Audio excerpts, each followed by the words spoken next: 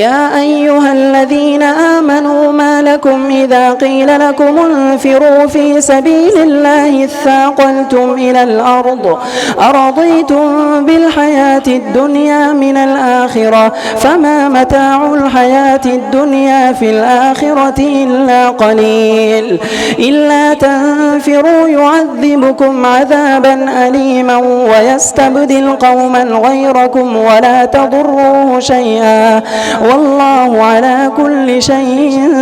قدير إلا تنصروه فقد نصره الله إذ أخرجه الذين كفروا ثاني اثنين إذ هما في الغار إذ يقول لصاحبه لا تحزن إن الله معنا فأنزل الله سكينته عليه وأيده بجنود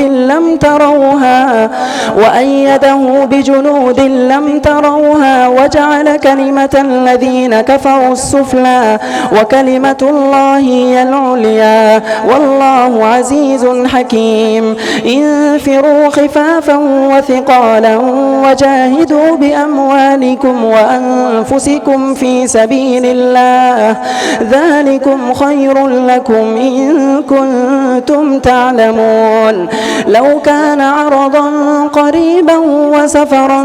قاصدا لاتبعوك ولكن بعدت عليهم الشقة